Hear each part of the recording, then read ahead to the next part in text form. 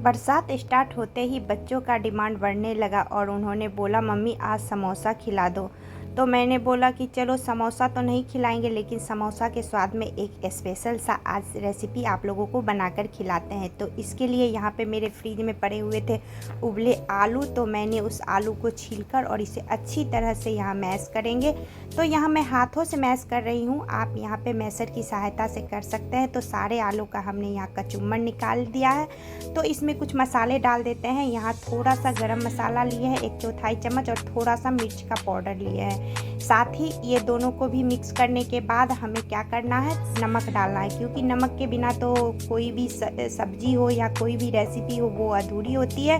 तो यहाँ पे डाल देंगे स्वाद अनुसार नमक। तो थोड़ी मुझे और कम लग रही है, थोड़ी और डाल देते हैं ताकि स्वाद के अनुसार ये मिल जाए। अब इसमें डाल देते हैं, यहाँ पे हमने कट करके रख लिया है थोड़ा सा प्याज है और साथ ही यहाँ पे है हरी मिर्च। तो यहाँ प्याज मैंने एक बड़े साइज़ का महीन काट लिया है, साथ ही यहाँ 3-4 हरी मिर्च और थोड़ा सा मैं इसमें हल्दी भी डाली थी। तो इस सभी को डालने के बाद अब अच्छी तरह से मिक्स करेंगे। तो देखिए यह मेरी तैयार हो गई है स्पेशल स्टफिंग। अब यहाँ पे मेरे पास था बचा हुआ आटा, तो आज हम बनाएंगे स्पेशल नाश्ता गेहूं के आटे से। तो सबसे पहले इस आटे को क्या करेंगे, इसकी एक अच्छी सी और बड़ी सी लोई बना लेंगे और उसके बाद एक बड़ा सा रोटी बनाएंगे। जितना बड़ा आपका यहाँ चकला हो उतना बड़ा रोटी बना लीजिए और रोटी को ज़्यादा पतली नहीं करना है, इस बात का ध्यान रखिएगा। और यकीन कीजिए ये गेहूं से के आटे से बना हुआ नाश्ता इतना टेस्टी बनेगा कि आप समोसा खाना भूल जाइएगा। तो थोड़ा थोड़ा आटा छिड़कते हुए मैं इसका रोटी बना लेती हूँ, क्योंकि बहुत बड़ा है और मैं इसमें पत्थर लगा नहीं पा रही थी, इसलिए मैं आटा छिड़क ली। तो यहाँ मेरी रोटी तैयार हो गई। अब यहाँ पे ले लेंगे एक ग्लास, आप चाहे तो छोटा सा कटोरी भी ले सकते हैं और इसका एक मिनी पूरी बोल दीजिए, मिनी रोटी बोल दीजिए, इस तरह से बनाकर यानी कि कट करके तैयार कर लेना है। तो यहाँ दिखा देती हूँ मैं यह कैसा है, ना ज़्यादा मोटा है और ना ज़्यादा पतला। बिल्कुल इसी प्रकार से आप सारे आटे का ये मिनी रोटी बनाकर तैयार कर लीजिए। इसके बाद मैं आगे आपको दिखाती हूँ। तो यहाँ देखिए मेरी सारी मिनी रोटी बनकर तैयार है। तो चलिए अब इसे पकाने के प्रोसेस में। तो यहाँ पे तवा हो रही थी गरम और इसके बाद मैं इस पर सारा जो रोटी हमने बनाकर तैयार किया ना इसे डाल देंगे।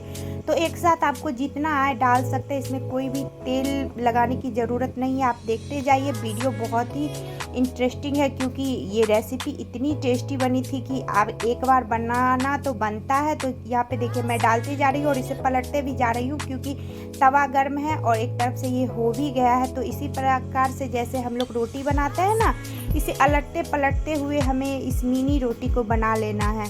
तो आप सोच रहे होंगे ये रोटी बना के रोटी और चोखा खाएगी क्या? नहीं भाई नहीं, आप देखिए ना। अब देखिए, अब ये एक तरफ से बिल्कुल अच्छी तरह से हो गई। अब इसे दूसरी तरफ से अच्छी तरह से पलट देंगे और यहाँ देखिए कितनी अच्छी ब्राउन ब्राउन कलर आ गई है ना। तो अब इसे थोड़ा थोड़ा दबाते हुए और ये देखिए गुब्बारे की तरह ये फूलने लगी है रोटी। तो इसे तो आप चाहिए तो सब्जी के साथ भी खा सकते हैं। वैसे मैं मजाक कर रही हूँ, ये सब्जी के साथ खाइए नहीं, इसके साथ एक अच्छी सी रेसिपी बनेगी, इसलिए आप लोग बने रहिए। और अभी तक आप लोग चैनल को सब्सक्राइब नहीं किया है तो सब्सक्राइब कीजिए, वीडियो को लाइक कीजिए और बेल आइकन को तो ज़रूर ही प्रेस कीजिएगा। तो चलिए देखिए ये फूलते फूलते सारी रोटी फूलने लगी है। तो अब हमें करना क्या है, एक एक करके सारी रोटी को निकाल लेना है, क्योंकि ये सारी गुब्बारे की तरफ फूल गई है। आप ज़्यादा करेंगे तो ये जलने लगेगी। और बाकी इसी प्रकार से निकालने के बाद जो भी आपके पास बचा हुआ हो उसे आप इसी तरह से बनाकर तैयार कर लीजिए, जैसे मैं बनाकर तैयार की हूँ। उसके बाद आगे भी प्रोसेस दिखाते हैं। तो यहाँ देख लीजिए रोटी तो बनकर तैयार है। अब ये जो बचा हुआ स्टफिंग है, अब हम क्या करेंगे, एक रोटी उठाएंगे और इस पर अप्लाई करेंगे अच्छी तरह से। इसे डालने में बिल्कुल कंजूसी नहीं करना है, एकदम चोखा को भर भर के डालना है, तभी तो समोसा कचौड़ी वाला स्वाद आएगा। दोनों स्वाद एक ही रेसिपी में, लेकिन इसके आगे भी प्रोसेस है। तो इसे तो मैं ऐसे खिलाऊंगी नहीं। तो ये देख लीजिए इसी तरह से आपको सारे रोटी पे अप्लाई करना है। अप्लाई करके आप रख दीजिए और उसके बाद आगे का प्रोसेस भी देखिएगा। तो मैं सारे रोटी पर इसी तरह से अप्लाई कर लेती हूँ, उसके बाद आगे आपको दिखाती हूँ। तो यहाँ पे सारे रोटी पे हमने यहाँ पे चोखा बोल दीजिए, स्टफिंग बोल दीजिए, जो बोल दीजिए, हमने लगाकर तैयार कर लिया है। साथ ही यहाँ पे नीचे देखिए तेल हमने रखा है, सरसों का तेल, इसे गर्म होने के लिए रखेंगे। और मैं यहाँ पे आपको दिखा देती हूँ कि यहाँ पे हमने ले लिया है 1 चौथाई कप यहाँ पे लिए थे बेसन, इसमें थोड़ा सा नमक, हल्दी और लाल मिर्च जीरा का पाउडर डालकर इसका एक घोल तैयार कर लिए है।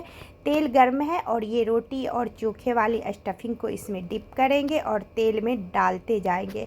तो स्पेशल ये समोसा बन रही है ना, क्योंकि इस समोसा में ना ही हम मैदा का यूज किए हैं, ना ही कोई तामझाम किए है और झटपट बन गया। आप चाहे तो इसे ऐसे भी खा सकते हैं, लेकिन आप इसमें जब इस तरह से कोटिंग कीजिएगा बेसन का तो यह इसका स्वाद और भी दुगुना बढ़ जाता है।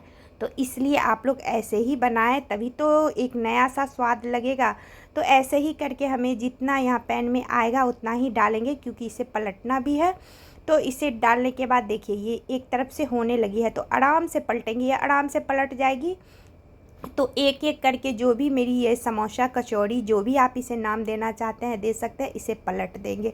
और पलटने के बाद इसे भी यहाँ पे मीडियम फ्लेम पर क्या करेंगे, दूसरी तरफ से भी गोल्डन ब्राउन होने देंगे, ताकि यह कचौड़ी बनकर अच्छी तरह से तैयार हो जाए। तो इसे पकने में टाइम बिल्कुल नहीं लगेगा, क्योंकि रोटी तो मेरी अच्छी तरह से पक ही चुकी है, थोड़ा सा बेसन पकना था इसीलिए। तो ये दूसरी तरफ से मैं इसे होने देती हूँ। तो ये 2 मिनट से ज़्यादा तो लगेगा ही नहीं, तो 2 मिनट आप किचन में ही इंतज़ार कीजिए, कहीं जाइएगा नहीं, क्योंकि यह जल सकती है। इसलिए 2 मिनट के बाद इसे देखिए, इसका फाइनली रिजल्ट यह फूलकर गुब्बारे की तरह फिर ये होने लगा है। तो अब क्या करेंगे, इसे भी निकाल लेंगे अच्छी तरह से। आप यहाँ पे इसे निकाल लीजिए तेल निचोड़ निचोड़ कर, और उसके बाद जो भी आपके पास ये बचा हुआ कचौड़ी है उसे भी इसी तरह से फ्राई कर लीजिए। और उसके बाद मैं दिखाती हूँ कि मेरी कचौड़ी कैसी बनकर तैयार हुई है। तो यहाँ देखिए रात के बचे हुए आटे से और हमने बस 4 आलू से यहाँ बनाकर तैयार कर लिया है स्पेशल वाला नाश्ता, जो कि टेस्टी भी है और हेल्दी भी है, क्योंकि गेहूं के आटे से बनाए हैं। और बरसात के टाइम में स्पेशली इस तरह का नाश्ता खाने में बहुत ही मज़ा आता है। तो आप लोगों को रेसिपी कैसी लगी ज़रूर कमेंट करके बताइएगा। और फिर से बताती हूँ कि मैं बहुत दिन से वीडियो नहीं डाल रही थी।